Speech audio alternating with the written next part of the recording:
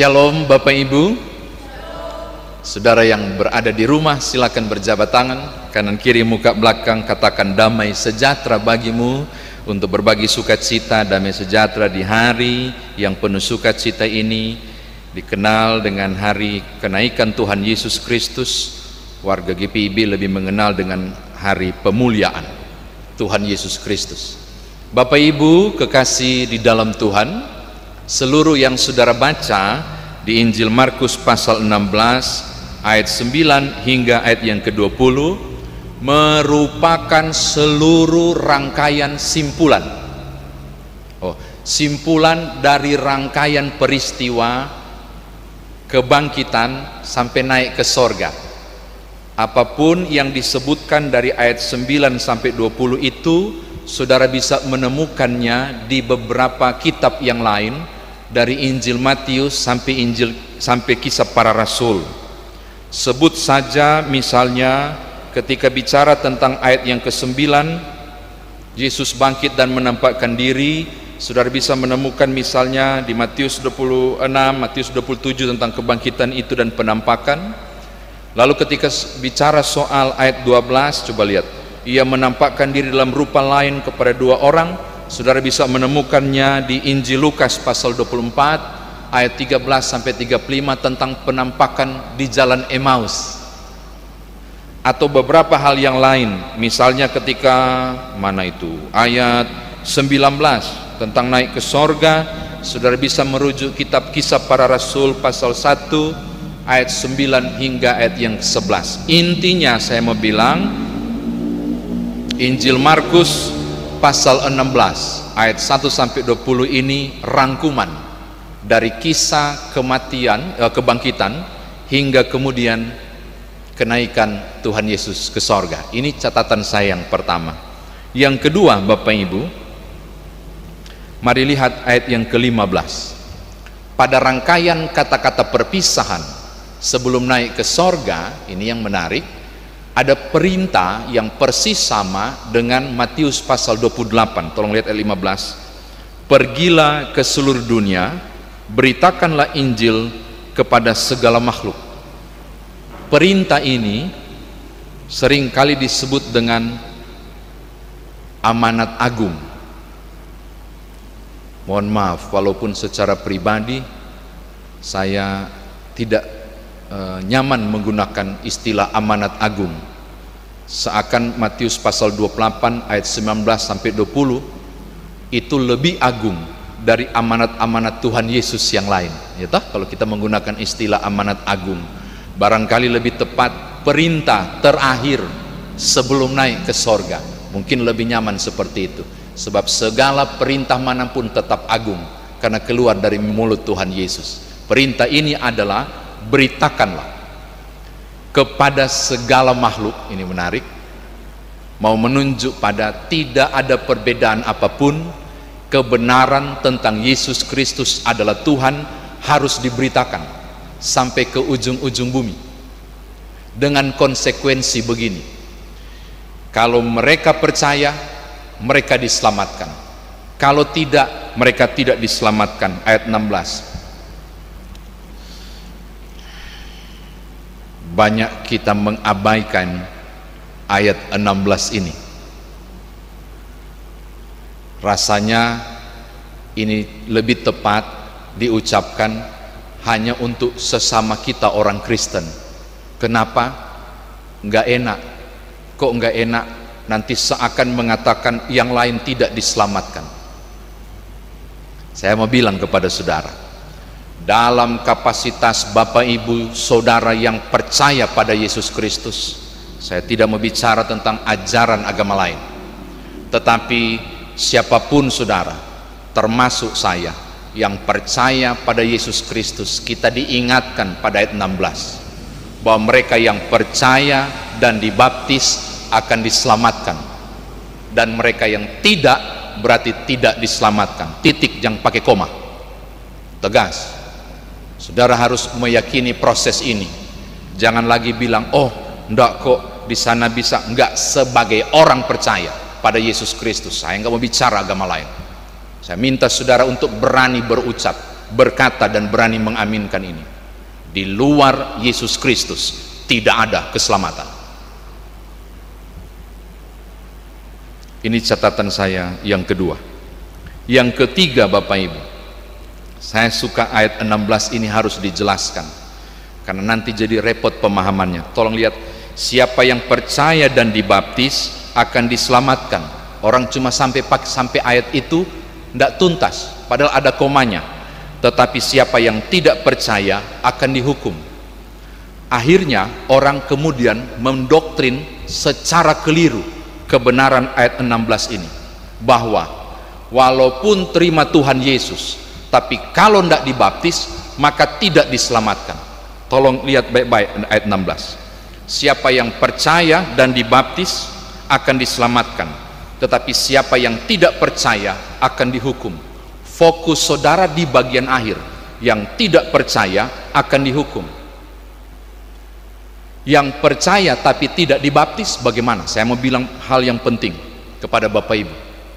Baptisan adalah meterai perjanjian antara Allah dan saudara yang terima meterai itu, bahwa engkau dan aku terhisap dalam perjanjian keselamatan. Meterai itu tanda sah. Meterai itu tanda sah. Saya kasih contoh.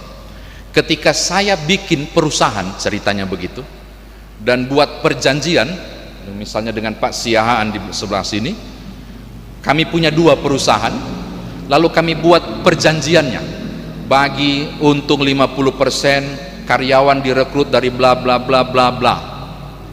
Lalu kami tanda tangan di atas meterai. Secara hukum, tanda tangan di atas meterai itu berarti sah. Meterai melegitimasi perjanjian itu. Sekarang, ketika salah satu dari kami berdua, Pak Siahaan atau saya misalnya, beliau, salah satu tidak ikuti butir-butir itu perjanjian, taruhlah saya, yang tidak taat pada butir-butir perjanjian itu, maka walaupun pakai meterai, dengan sendirinya perjanjian itu batal. Ulangi, ketika salah satu dari kami tidak mengikuti semua proses yang kami tanda tangani dengan legitimasi meterai, bertubi-tubi meterai itu ditempel sekalipun, perjanjian itu batal. Mengapa? Karena salah satu dari kami tidak taat, dan saya tidak bisa tuntut apa-apa karena saya nggak taat di situ. Saya mau katakan hal yang sama kepada saudara. Engkau diselamatkan bukan karena dibaptis. Baptisan adalah meterai untuk menjadi tanda bahwa saya dan saudara terhisap dalam perjanjian keselamatan. Yang selamatkan engkau adalah Yesus Kristus. Tidak heran kalau ayat 16 bilang, siapa yang tidak percaya akan dihukum. Klimaksnya dipercaya itu. Legitimasinya, tolong lihat Roma pasal 10. Roma pasal 10 ayat 9 sampai 11. Roma pasal 10 ayat 9 sampai 11. Sebab jika kamu mengaku dengan mulutmu bahwa Yesus adalah Tuhan dan percaya dalam hatimu bahwa Allah telah membangkitkan dia dari antara orang mati, maka kamu akan diselamatkan. Karena dengan hati orang percaya dan dibenarkan, dan dengan mulut orang mengaku dan diselamatkan. Lalu bagaimana dengan baptisan? Saya katakan tadi, baptisan adalah meterai itu, cap. Sehingga di Israel itu begitu, yang punya ternak dimeterai untuk bedakan siapa pemiliknya. Saudara yang menerima tanda itu bagian, itu punya Tuhan, kata Tuhan, dan itu yang tidak, bukan punyaku. Itu meterai. Makanya di GPIB itu disebut dengan sakramentum, tanda suci karya keselamatan Allah, firman yang kelihatan melalui sakramen itu. Tidak penting? Oh penting, supaya orang tahu bahwa engkau percaya pada Yesus Kristus, terlihat dari meterai yang engkau terima misalnya kan. Tetapi baptisan tidak menyelamatkan. Yang menyelamatkan adalah Yesus Kristus ketika engkau percaya dan beriman kepadanya.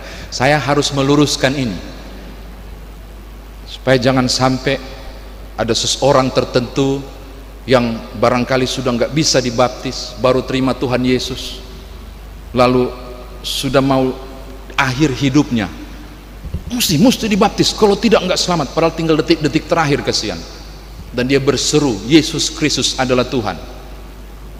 Oh, nggak sah karena nggak dibaptis. Bukan engkau yang menentukan keselamatannya, tapi imannya yang percaya diperhitungkan oleh Allah untuk diselamatkan. Amin. Ini penting Bapak Ibu, harus sampai pada titik itu. Ini catatan saya yang ketiga. Yang keempat Bapak Ibu, coba lihat ayat 17.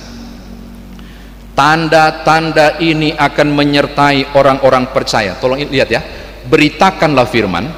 Tanda-tanda ini akan menyertai orang percaya: mengusir setan, berbicara dalam bahasa asing, memegang ular, minum racun, apalagi tidak celaka, menyembuhkan orang sakit. Lalu fokusnya di mana? Saya mau mengajak saudara untuk fokus. Fokusnya adalah beritakanlah Injil, tanda-tanda ini akan menyertai. Tolong Bapak Ibu jangan lupakan ya, beritakanlah Injil, tanda-tanda ini akan menyertai. Apa maksudnya? Pemberitaan Injil selalu terlegitimasi melalui tanda-tanda ajaib. Silakan baca, Paulus orang langsung berkerumun dan percaya ketika dia buat tanda ajaib. Petrus menyembuhkan orang lumpuh itu, orang langsung berkerumun dan percaya karena dia buat tanda ajaib. Jadi fokusnya pada firman, bukan pada tanda-tanda legitimasi firman. Saya ulangi, fokus saudara adalah pada pemberitaan firman. Bagi yang tidak percaya, supaya dia percaya pada pemberitaan itu, Tuhan mengaruniakan tanda ajaib supaya si pemberita itu melakukannya dan orang percaya, langsung percaya. Jadi tanda ajaib ini diberikan untuk melegitimasi kebenaran pemberitaan firman. Bukan tanda ajaiblah yang utama yang harus dibuat oleh para rasul. Fokus mereka ada pada pemberitaan. Tanda ajaib itu membuat orang yakin bahwa pemberitaan itu benar. Kalau saudara sudah percaya, apakah membutuhkan tanda ajaib untuk menerima kebenaran Injil itu? Kan nggak perlu toh. Mereka yang tidak percaya dan harus diselamatkan, acap kali mendapatkan tanda-tanda ajaib itu. Saya bilang begitu. Jadi tanda ajaib adalah cara yang Tuhan buat untuk membuat orang yang tidak percaya menjadi percaya. Jangan fokus, hadirilah ibadah penyegaran iman dan mujizat dan tanda. Orang datang bukan pergi ibadah cuma untuk supaya dapat mujizat dan tanda. Salah? Saya nggak berani bilang. Saya mau bilang keliru. Datanglah untuk memuliakan Tuhan dalam ibadah. Puji Tuhan kalau aku dilawat dan kemudian mendapatkan kesembuhan misalnya dari tanda ajaib itu, puji Tuhan. Tapi intinya saudara datang bersekutu dan menerima firman, karena fokus perintah adalah beritakan firman, bukan membuat tanda ajaib. Saya kira demikian firman Tuhan ditafsirkan. Nah sekarang bagaimana Bapak Ibu dan saya bawa firman Tuhan ini dalam kehidupan beriman kita?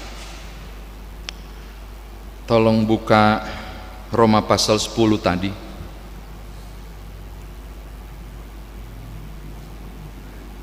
Roma pasal 10 yang saya sebut tadi, khususnya ayat 12 dan seterusnya. Roma pasal 10 ayat 13 sampai 15 saya bacakan. Sebab barang siapa yang berseru kepada nama Tuhan akan diselamatkan, maksudnya yang percaya. Tetapi bagaimana mereka dapat berseru kepadanya jika mereka tidak percaya kepada Dia? Bagaimana mereka dapat percaya pada Dia jika mereka tidak mendengar tentang Dia? Bagaimana mereka mendengar tentang Dia jika tidak ada yang memberitakannya?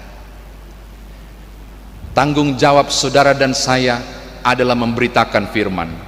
Lalu ketika saudara mendapati beberapa orang tidak percaya, melakukan dosa atau berbuat tidak adil karena imanmu kepada Yesus Kristus, lalu saudara dengan mantap berdoa mengutip doa Tuhan Yesus, Bapa, ampunilah mereka karena mereka tidak tahu apa yang mereka perbuat.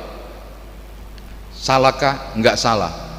Tapi saya khawatir ketika saudara berdoa seperti itu, sorga akan menjawab menurut Roma pasal 10 tadi ayat 13-15, Bapa, ampunilah mereka karena mereka tidak tahu apa yang mereka perbuat. Saya khawatir sorga akan jawab, engkau, mereka tidak tahu apa yang mereka perbuat karena kau tidak kasih tahu.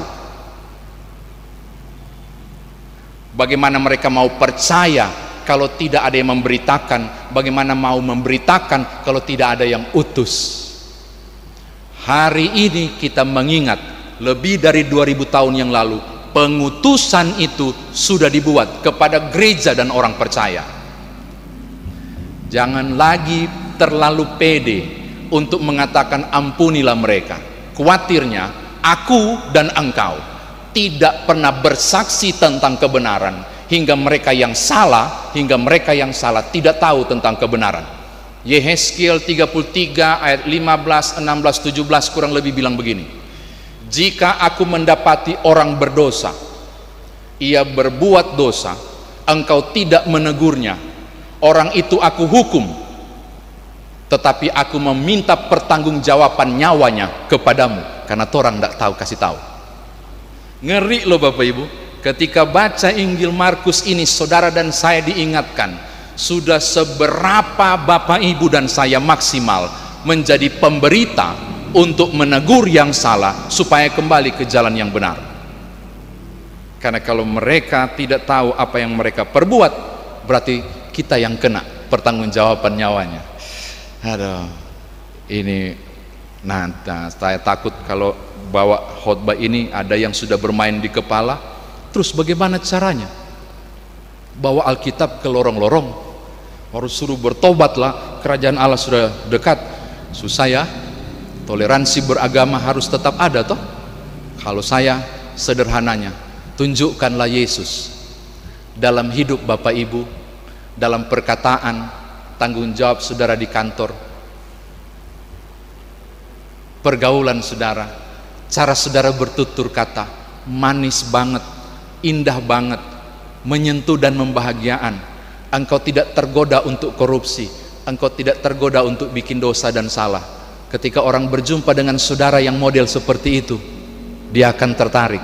Wow, kalau Roh Kudus bekerja melalui teladan saudara, dia kemudian ingin mengenal Yesus Kristus. Itu yang saya maksud. Lah kalau sulit untuk menegur kebenaran, beri contoh tentang hidup yang benar bagi orang lain. Terakhir saya mau tutup. Kenapa butuh 40 hari baru kemudian Yesus naik ke sorga? Pertanyaannya penting Bapak Ibu. Kenapa butuh 40 hari sampai kemudian Tuhan Yesus baru naik ke sorga?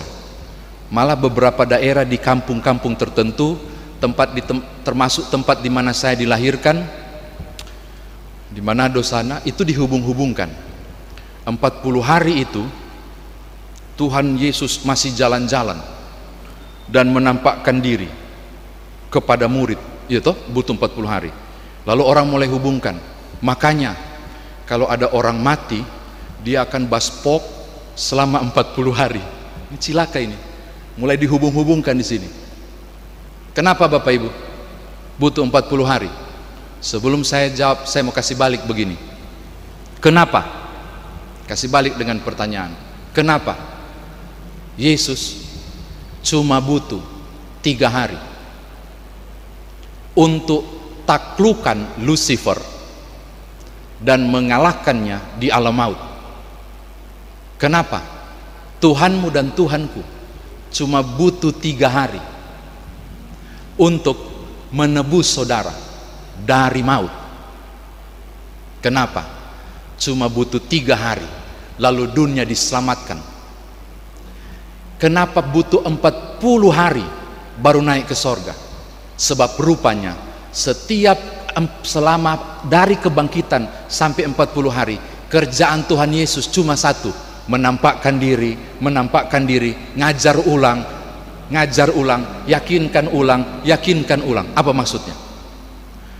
Butuh 40 hari untuk yakinkan para murid dan para rasul, aku sudah bangkit. Butuh 40 hari untuk mengalahkan kedegilan dan kepongahan manusia. Cuma 3 hari untuk kalahkan Lucifer, tapi butuh 40 hari untuk meyakinkan dunia bahwa saya sudah bangkit. Ini soal kan? Saya mau tutup bilang begini, tolong ingat Bapak Ibu, Yesus sudah bangkit. Jangan lagi nggak percaya, seakan saudara bikin kerjaan lagi untuk penampakan lagi dan penampakan lagi. Percayalah, Yesus sudah bangkit. Karena memang mengalahkan kedegilan manusia butuh waktu, sebab manusia lebih cenderung untuk bicara soal akal dan logika. Kalau nggak tepat berarti salah. Iman saudara bukan karena logika, tapi keyakinan saudara karena percaya saudara kepada Allah. Mari percaya supaya engkau diselamatkan. Buatlah orang lain juga percaya supaya mereka juga diselamatkan. Selamat memaknai peristiwa kenaikan Tuhan Yesus Kristus. Tuhan berkati Bapak Ibu Saudara. Haleluya. Amin.